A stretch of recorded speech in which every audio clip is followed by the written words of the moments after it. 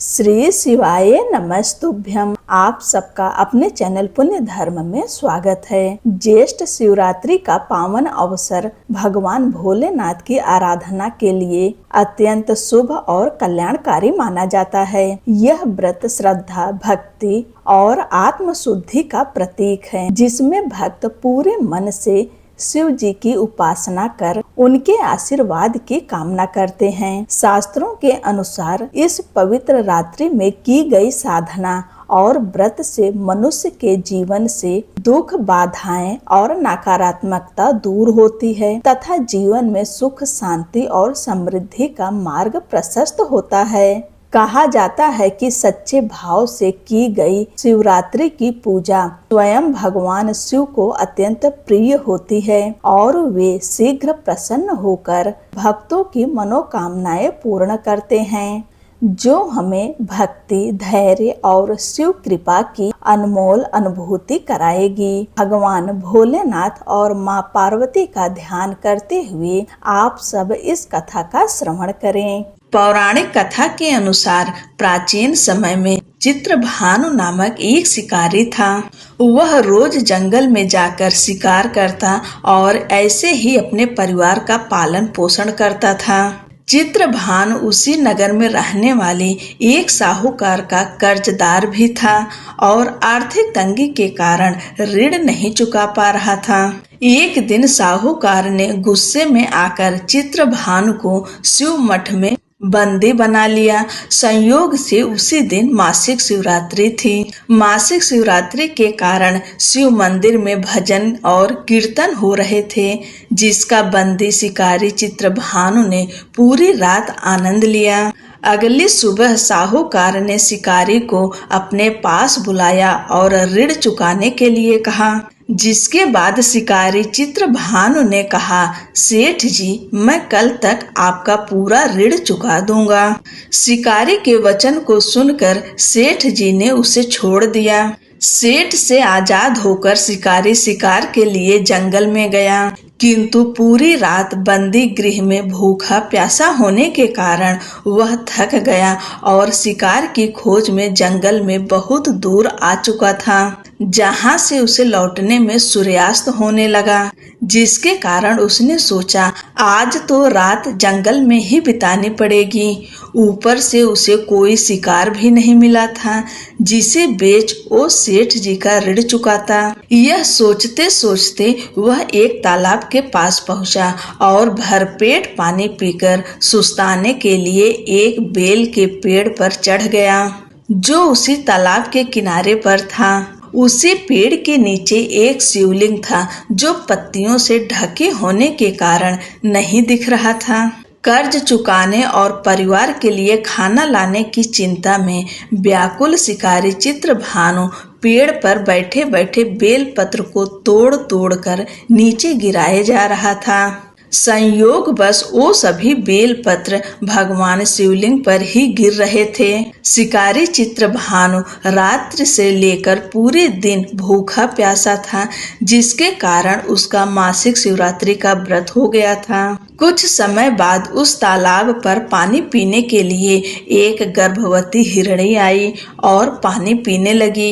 हिरणी को देखकर शिकारी चित्रभानु ने अपने धनुष पर तीर चढ़ा लिया और छोड़ने लगा। तभी गर्भवती हिरणी बोली, रुक जाओ, मुझे मत मारो, मैं गर्भवती हूँ और तुम एक साथ दो जीवों की हत्या नहीं कर सकते, परंतु मैं जल्दी ही प्रसव करूंगी, जिसके बाद तुम्हारे पास आ जाऊंगी, तब तुम मेरा शिकार कर लेना। उस हिरणी की बात सुनकर चित्रभानु ने अपने धनुष को नीचे कर लिया और हिरणी झाड़ियों में लुप्त हो गई।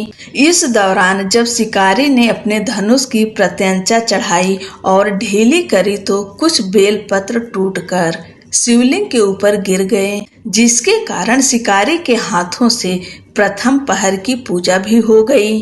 कुछ समय बाद दूसरी हिरणी झाड़ियों से निकली, जिसे देखकर शिकारी के खुशी का ठिकाना नहीं रहा। चित्रभानु ने उस हिरणी का शिकार करने के लिए फिर से धनुष उठाया और तीर छोड़ने लगा। तभी हिरणी बोली, हे शिकारी, आप मुझे मत मारो, मैं अभी ऋतु से निकली हूँ और अपने पति से बिछड़ गई हूँ। उसी को ढूंढती हुई मैं यहाँ तक आ पहुँची। मैं अपने पति से भेंट कर लूं, उसके बाद तुम मेरा शिकार कर लेना। यह कहकर वह हिरणी वहां से चली गई। इस दौरान शिकारी चित्रभानु 2 बार अपना शिकार खो दिया था, जिससे और चिंता में पड़ गया। उसे सेठ जी का ऋण चुकाने की चिंता हो रही थी। जब शिकारी दूसरी बार हिरणी का शिकार करने के लिए धनुष पर प्रत्यंचा चढ़ाई तो फिर से कुछ बेलपत्र धनुष के टकराने के कारण टूटकर शिवलिंग के ऊपर गिर गए। ऐसे में पूजा का दूसरा पहर भी संपन्न हो गया। ऐसे में अर्धरात्रि बीत गई। कुछ समय बाद एक हिरणी अपने बच्चों के साथ तालाब पर पानी पीने के लिए आई। इस बार चित्रभानु ने बिना देर किए धनुष पर प्रत्यंचा चढ़ाई और तीर को छोड़ने लगा। तभी वह हिरणी बोली, हे शिकारी, आप मुझे अभी मत मारो। यदि मैं मर गई तो मेरे बच्चे अनाथ हो जाएंगे।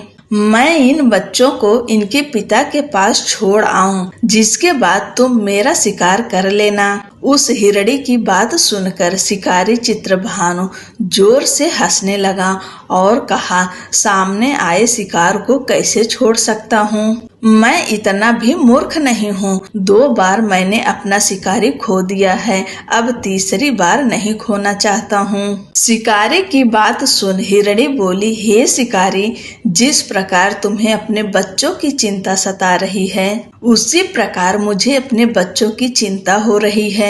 मैं इन्हें इनके पिता के पास छोड़कर वापस आ जाऊंगी, जिसके बाद तुम मेरा शिकार कर लेना। मेरा विश्वास करो। हिरणी की बात सुनकर शिकारी को दया आ गई और उसे जाने दिया।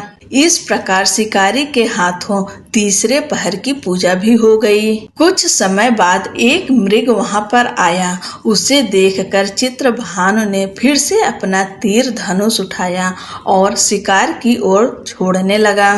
तभी मृग ने बड़ी विनम्रता से बोला, हे शिकारी, यदि तुमने मेरे 3 पत्नियों और छोटे बच्चों को मार दिया है तो मुझे भी मार दो, क्योंकि उनके बिना मेरा इस दुनिया में कोई नहीं है। यदि तुमने उनको नहीं मारा है तो मुझे भी जाने दो, क्योंकि मैं उन 3 हिरणियों का पति हूँ और वो मेरी ही तलाश कर रही हैं। यदि मैं उन्हें नहीं मिला तो वो सभी मर जाएंगे।